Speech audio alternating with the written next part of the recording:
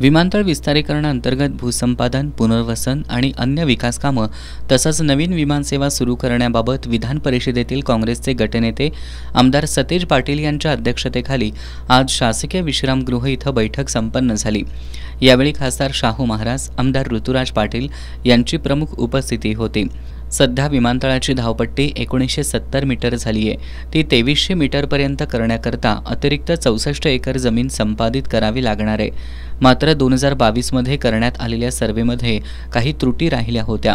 64 acre जमीन संपादित करावी लागणार असल्यामुळे यातील लक्ष्मीवाडीमधील 51 लोकांच्या पुनर्वसनाचा प्रश्न प्रलंबित होता। त्यामुळे 51 कुटुंबाच्या पुनर्वसनाचा प्रश्न मार्गी लावण्याची आवश्यकता होती। त्यानुसार या बैठकीत चर्चा करण्यात आली।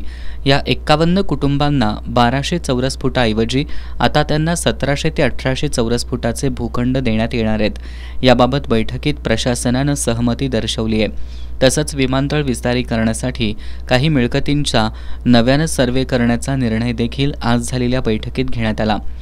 या बैठकीत कोल्हापूर नेरली तामगाव उजळाईवाडी बायपास रस्ता राष्ट्रीय महामार्गाला जोडण्यासाठीच्या भूसंपादनाबाबतही चर्चा करण्यात आली। या रस्त्यासाठी विमानतळाच्या बाजूने असलेली काही जमीन संपादित करावी लागणार आहे। मात्र कोल्हापूर नेरली तामगाव उजळाईवाडी या बायपास रस्त्यासाठी पर्यायी मार्ग सुचवण्यात आलाय। त्याला विमानतळ प्राधिकरणाने तत्वतः मान्यता दिली असून त्याचा प्रस्ताव लवकरच सादर करण्याच्या सूचना विधान परिषदेतील काँग्रेसचे गटनेते आमदार सतेज पाटील यांनी दिली आहे। दरम्यान कोल्हापूर विमानसेवेबाबतही या बैठकीत चर्चा करण्यात आली। कोल्हापूर दिल्ली त्याचबरोबर कोल्हापूर गोवा या विमानसेवेकरता खासदार शाहू महाराज यांच्या अध्यक्षतेखाली 9 सप्टेंबर रोजी विमानतळाच्या ठिकाणी स्वतंत्र बैठक घेण्याचा निर्णय घेण्यात आला।